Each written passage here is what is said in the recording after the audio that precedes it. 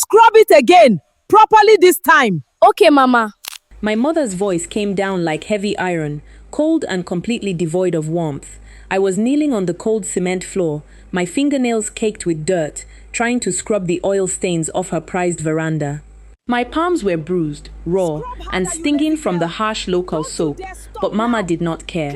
Look at her, she said, turning to my younger brother, Obinna, who was dressed in crisp, ironed clothes, holding his university admission letter. A whole 15-year-old girl, and she still cannot clean a floor properly. Look at your brother, heading to the university while you can barely hold a broom. Your blood is just a burden to this family, a complete curse. I kept my head down, staring at the dirty water in the plastic basin. The realization hit her words hard against my chest, but I did not shed a single tear. I had already learned that crying in my mother's house only brought more lashes. Welcome back, everyone. Grab a drink, settle in, and get ready for a story that will touch your heart. Before we dive in, please hit that like button, subscribe, and turn on notifications so you never miss a story. My name is Adaku, and this is the story of how I went from the rejected, broken daughter who was forced to give up everything, to a woman of power, dignity, and wealth. It is the story of how the very woman who cast me out as a curse was forced to look at my face for her second chance at life. Back then in Nnewi, life was simple, but in our house, it was brutal. My father died when I was just 10 years old, leaving behind a small piece of land and a few palm trees. From the day he was buried, my mother made it clear that Obinna was the king of the house, and I was merely the worker meant to serve him. I remember the bright sunny morning. Everything truly changed. I had just passed my common entrance examinations with top marks, and I ran home holding the result slip with full joy in my heart. I thought maybe, just maybe, Mama would smile at me for once. I thought she would be proud. "Mama, look!" I called out, running into the kitchen where she was preparing food for Obinna. She did not even turn around. She placed a plate of fried fish and thick yam in front of my brother, who was sitting comfortably on the wooden bench, before she turned her cold eyes toward me. "What is that paper?" she asked, her voice dry. "It is my entrance result, Mama. I came first in my class. The teacher said I can start secondary school next month." Mama took the paper from my hand, glanced at it for less than 2 seconds, and tossed it straight into the burning firewood under the cooking pot. My heart dropped into my stomach as I watched the edges of my hard work turn to black ash. "Secondary school for what?" Mama sneered, wiping her hands on her wrapper. "You are a woman, Adaku. You will end up in another man's kitchen anyway. Your brother is the one who will carry our family name forward. Starting tomorrow, you are coming with me to the motor park. You will learn how to fry yam and sell pepper soup so we can buy Obinna's books." Obinna did not even look up from his food. He just chewed his fish, took a sip of water, and smiled to himself. I stood there, looking at my brother, then at the burning paper in the fire. A small, quiet thought planted itself deep inside my mind that day. If no one was going to save me in this house, I would have to save myself. But I had no idea how deep my mother's hatred would go, or how far she would push me into the dust before I found my own strength. After my admission paper burned to ashes, my life took a drastic turn. While other girls my age wore neat green school uniforms and carried heavy satchels full of books, I wore torn slippers and a stained apron. Every morning at 4 o'clock, long before the cockerel crowed, Mama would shake my shoulder violently to wake me up. My hands, which should have been holding pencils and geometry sets, became rough and scarred. I hauled heavy bundles of firewood on my head from the farm to the Nnewi motor park.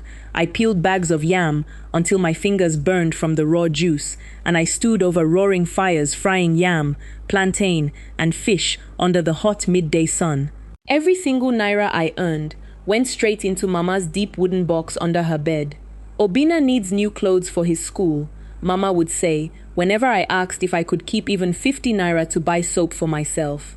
"Obinna needs extra lessons. Obinna needs a private tutor." Obinna became the golden child, while I was treated worse than a hired worker. Whenever Obinna walked past me, he would look at my oil-stained clothes with disgust. He never thanked me for the hot meals I cooked for him after my long days at the park. He never asked if my feet hurt from standing on the hot pavement for 10 hours straight. He simply took it as his birthright. Yet, I tried to love my brother. I told myself that he was young, that maybe when he grew up, he would appreciate everything I was giving up for his future. I placed my full trust in the idea that if Obinna succeeded, our whole family would breathe easier. The first real crack in that belief came when I was 17. I had managed to secretly hide away small change, 10 naira here, 20 naira there, from generous customers at the motor park who tipped me for fast service. Over 2 years, I saved 3,000 naira, tying the crumpled notes tightly inside a small plastic bag buried beneath the banana leaves in my trade tray. I wanted to buy a small second-hand sewing machine so I could learn a trade at night after selling yam. One afternoon, I returned from the market early because a sudden heavy rain had cleared out the motor park. I walked into the compound quietly, carrying my empty tray on my head. As I approached our small parlor, I heard voices coming from Mama's bedroom. "Mama, this 3,000 naira is not enough." Obinna's voice drifted through the wooden window. "My friends in school all have expensive watches. I need to buy one so they will respect me." "Where did you even find that money, Obinna?" Mama asked, her tone gentle and fond, a tone she had never once used with me. "I searched Adaku's tray while she was at the well this morning," Obinna replied with a careless laugh. "She hid it under the banana leaves. Can you believe she was hiding money from us?" My chest grew heavy, my breath caught in my throat. I stood frozen outside the window, waiting for my mother to scold him, waiting for her to defend my hard work. "That useless girl," Mama sneered inside the room. "She probably stole it from my sales money anyway. Take the money, my son. Buy whatever you need to look handsome. A girl like her does not need money for anything." I stepped back into the rain, the drops hitting my face hard. The small knot of hope I had held onto for years snapped completely. I realized then that my sacrifice meant nothing to them. I was not a daughter or a sister to these people. I was merely a vessel to be drained empty for Obinna's comfort. By the time I turned 19, Obinna had finished secondary school with average grades. But Mama's grand dream was not just for him to go to a local university. She wanted him to go abroad, to a private university in Ghana, where the tuition fees were high and paid in foreign currency. "My son cannot sit in those congested local classrooms," Mama declared one evening during dinner, placing a huge piece of meat on Obinna's plate while leaving mine empty. "He is destined for greatness. He will go to Ghana, study business, and come back to buy us mansions." The cost for Obinna's admission, visa processing, and initial fees was staggering. It was more money than our small yam business could generate in 5 years. That night, Mama sat me down in the dim light of the lantern. She did not look at me with soft eyes. Her face was set like hard stone. "Adaku," she began, her voice cold and commanding. "We need 2 million naira for your brother's travel and school fees." 2 million naira? I gasped, my legs trembling. "Mama, where can we possibly get that kind of money? We barely make enough to eat 3 meals a day." "The palm oil trees," Mama said flatly. "Your father left those 3 acres of land and the palm plantation for the family. A buyer from Onitsha wants to buy the entire land and the trees. But the land title bears your name alongside Obinna's because your father was foolishly fond of you before he died. The palm oil land was our only safety net. It was the only thing standing between us and complete poverty. It was also the only inheritance my father had left specifically to protect me if things ever went wrong. Mama, if we sell that land, we will have nothing left," I pleaded, kneeling before her, my hands joined together. "How will we survive? How will we eat when the yam money is slow? Please, let Obinna go to a public university here in Nigeria. He can still get a good education." Mama slapped her hand down on the wooden table so hard the lantern flickered. "Shut your mouth," she barked, her eyes wide with rage. "You selfish, wicked girl. You want to destroy your brother's future because of your jealousy. You want him to waste his life here while you cook yam. You will sign those papers tomorrow morning." Obinna walked into the parlor, wearing a brand new shoes Mama had bought him the week before. He looked down at me as I knelt on the bare floor, tears threatening to spill from my eyes. "Sister Adaku, stop making a drama out of this," Obinna said, shaking his head with cold detachment. It is what it is. A man needs a real future. When I become a millionaire in Ghana, I will send you money to buy new aprons for your yam trade. Just sign the papers. His words stunned me. He spoke as if my father's land, my security, and my entire life were just small sacrifices he was entitled to consume. The next morning, the land buyer arrived with a thick brown envelope full of cash and legal documents. Mama shoved the pen into my rough, calloused fingers. I looked at the buyer, then at my mother, whose eyes burned with a silent threat that if I refused, she would throw me onto the streets with nothing. With a trembling hand, I signed my name on the lines. Mama snatched the paper and the brown envelope immediately, not even bothering to look at me. She did not say thank you. She did not offer me a word of comfort. She immediately began counting the thick stacks of cash, calling Obinna into the room to plan his trip, completely forgetting that I was standing right there in the shadow of the doorway, stripped of everything my father had left for me. With the land sold and the cash in hand, Obinna left for Ghana with great fanfare. Mama held a large prayer session in our compound, inviting the entire village to eat, drink, and celebrate her son's departure. She spent lavishly on rice, meat, and palm wine, boasting to the neighbors that her son was now an international student who would soon own fleets of cars. I was made to cook all the food for the guests, serving people who looked at me with pity. "Adaku, you are working so hard for your brother," an old woman from down the road whispered as I poured water for her to wash her hands.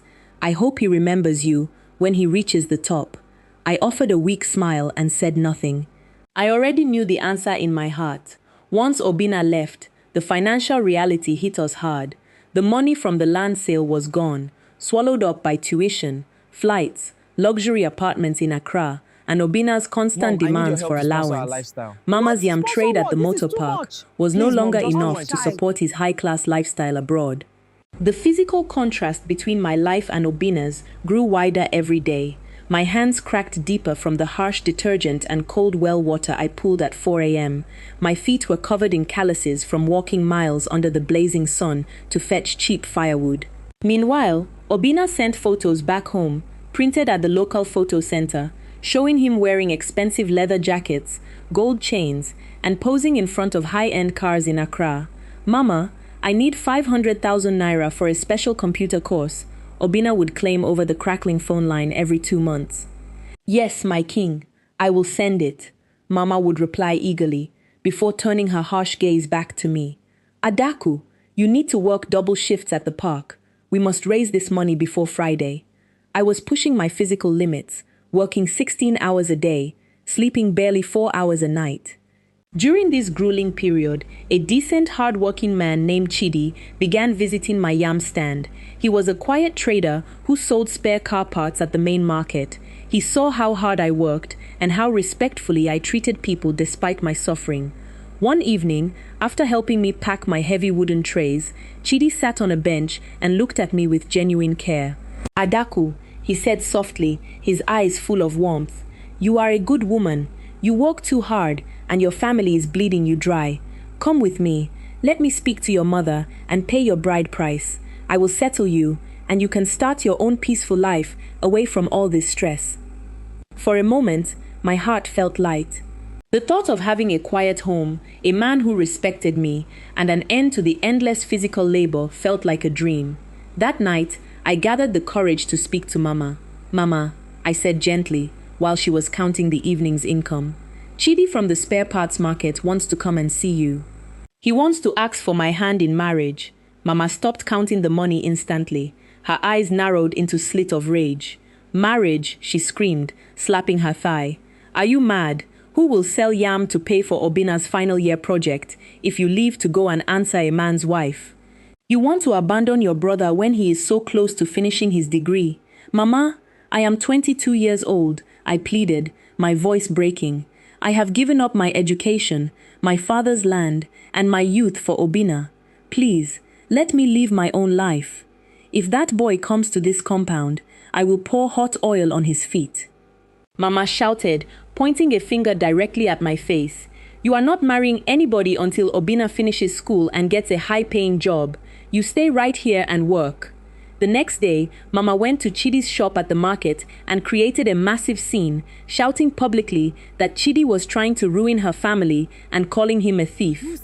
Humiliated and realizing how deep my mother's obsession was, Chidi quietly backed away.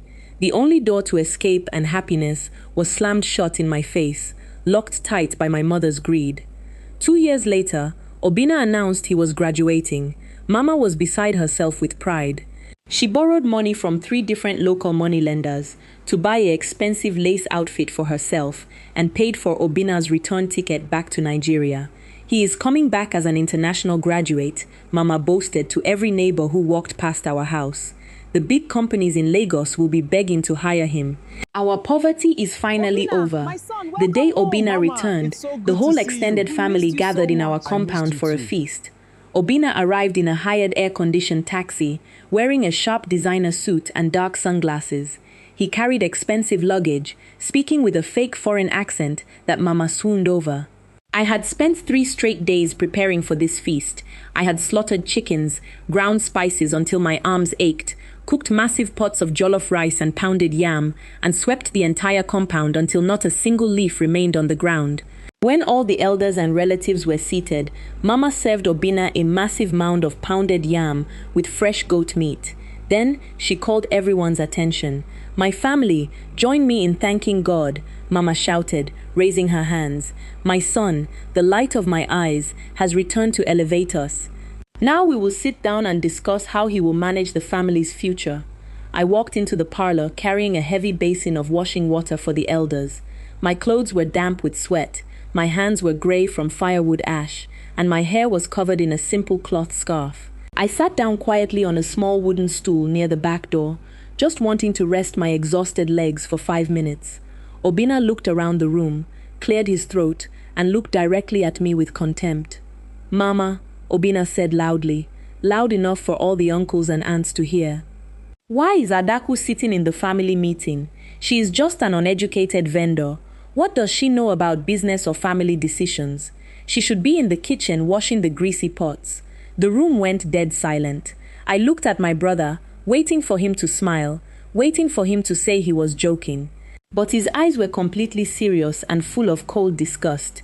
I turned my head slowly toward Mama, expecting her to correct him, expecting her to say, "Obinna, your sister worked 16 hours a day to pay your tuition. Show her respect." Instead, Mama adjusted her lace wrapper and nodded in full agreement. "Obinna is right," Mama said firmly, looking at me like I was dirt on her shoe. "Adaku, stand up and go outside. You do not belong at this table. The educated ones are talking now. Keep quiet and stick to what you know best, washing dishes and sweeping." Several elders shifted uncomfortably in their seats, but no one spoke up for me. The realization hit me hard, crashing down on my soul with brutal finality. I had spent 8 years of my life, my entire youth, my health, my father's land, and my own chance at happiness, funding this man's life. And in return, I was explicitly declared worthless at the very victory table I had paid to set. My support system, my hopes, and my emotional floor were completely shattered into dust. The humiliation of that family meeting broke whatever small thread of attachment I had left for my mother and brother. But the real nightmare was only just beginning. Months passed after the grand homecoming, and Obinna made zero effort to look for a job. He did not apply to any companies in Lagos or Enugu. Instead, he slept until noon every day, ate the food I bought with my hard-earned market money, and spent his evenings drinking expensive beer at local bars with his friends. When I gently brought it up to Mama one night, she snapped at me immediately. "Shut up," Mama hissed. "A high-class graduate from Ghana cannot just take any cheap job. He is waiting for a top executive position. Keep selling your yam and supporting your brother until his time comes." Then came the catastrophic blow. One afternoon, 2 stern-looking men in black suits arrived at our compound, accompanied by 3 armed police officers. They held thick stacks of legal papers. Mama ran out of the house, trembling with fear. "What is the problem? Why are the police here? Are you the mother of Obinna?" The lead officer asked coldly. Yes, I am his mother. Your son borrowed 40 million naira from an illegal online loan syndication and local sports gambling operations, the officer stated firmly. He used this compound and your family's registered business name as collateral. He signed the documents himself 3 months ago. Mama collapsed onto the dirt floor, screaming and tearing her clothes. No, it is a lie. My son is an educated man. He does not gamble. Where is he? The officer demanded. We ran into Obinna's room, but it was completely empty. His heavy suitcases were gone. His clothes were gone. On his bare mattress lay a small, scrawled note. Mama, I had to leave the country before these people kill me. Ghana was a mistake. I spent all the money on virtual casinos and lost everything. I am heading to Europe through the desert routes. Do not look for me. He had squandered every penny from the land sale, borrowed tens of millions more on high-interest loans to feed a severe gambling addiction, and abandoned his mother and sister to face the deadly consequences.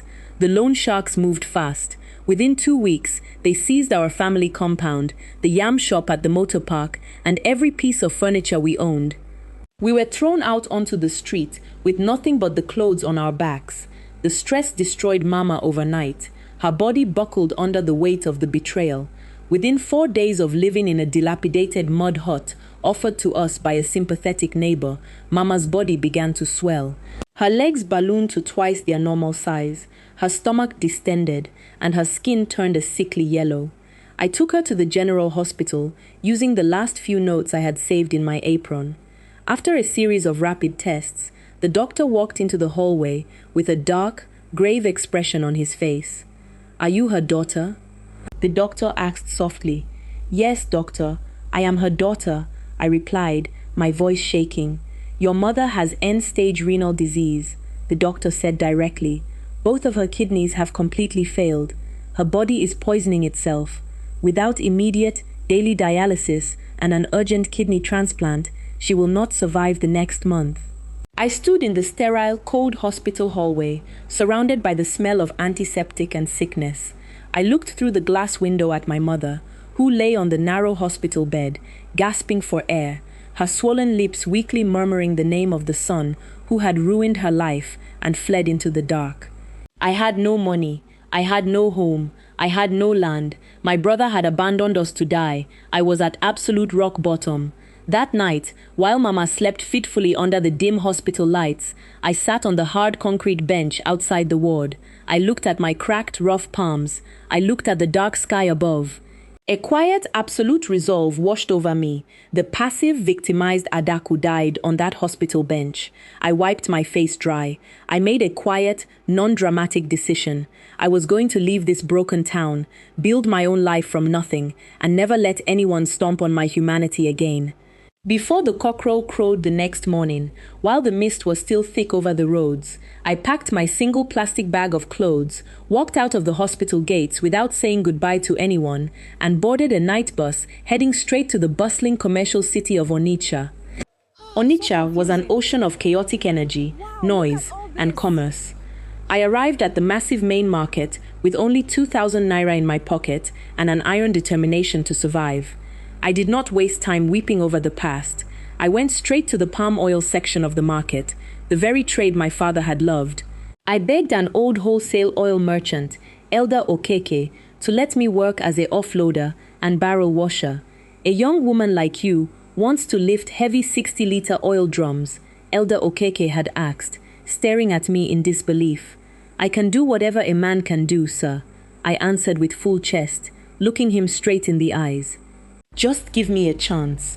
For 2 years, I worked tirelessly in the palm oil depot.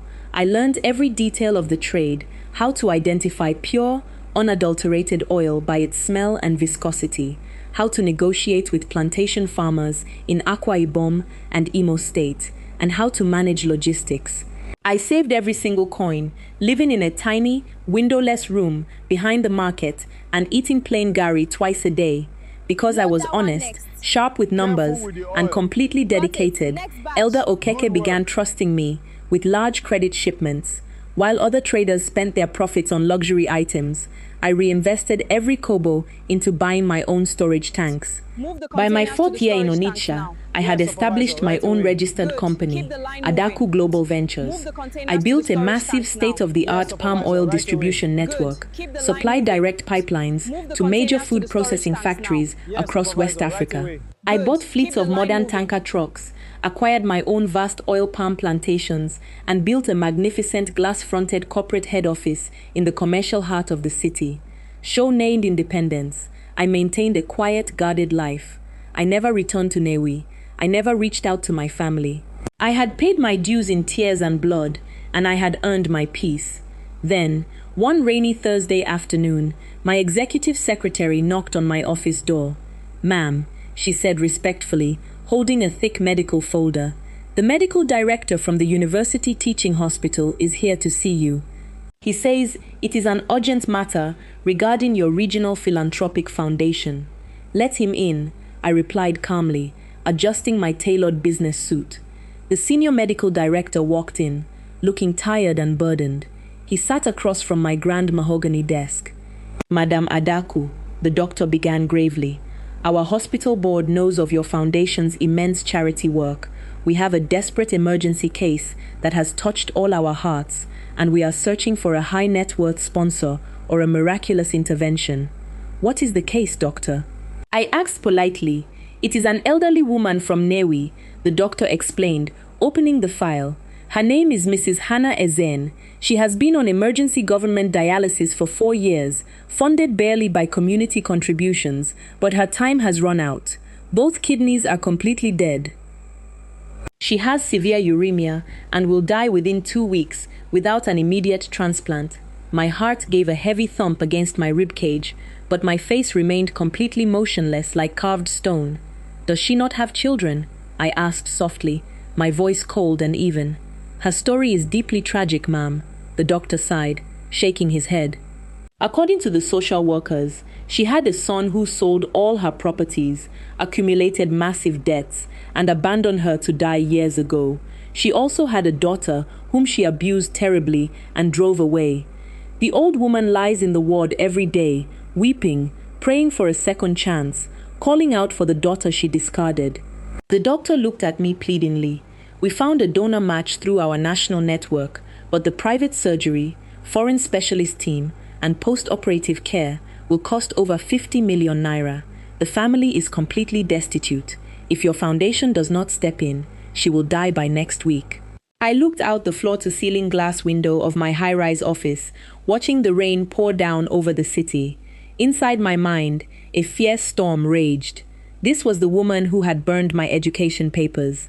This was the woman who had stolen my father's land to feed an ungrateful son. This was the woman who told me my blood was a curse and threw me into the dirt. I had the power to let nature take its course. I had the power to walk away and let her face the ultimate consequence of her choices. Or I could step into the fire one last time, not as a helpless, victimized child, but as the master of my own destiny.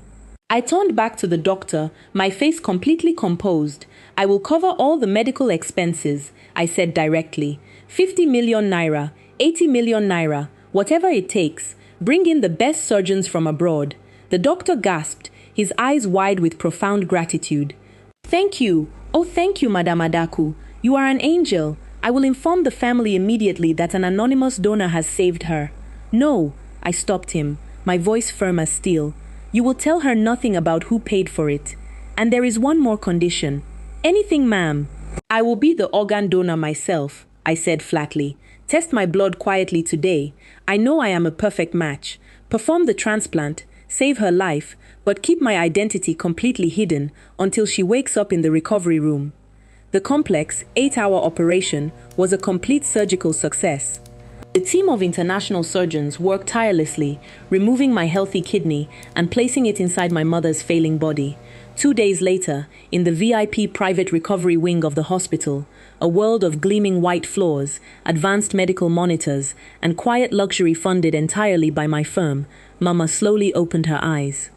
The heavy poisonous fog that had clouded her brain for years was gone. Her breathing was smooth, clear, and easy. The swelling in her face and limbs had completely subsided. She felt a surge of strength and life flowing through her veins that she had not felt in over a decade. Sitting beside her bed was the chief medical director and a team of senior nurses. Where am I? Mama whispered weakly, her voice trembling as she looked around the luxurious private room. Am I in heaven?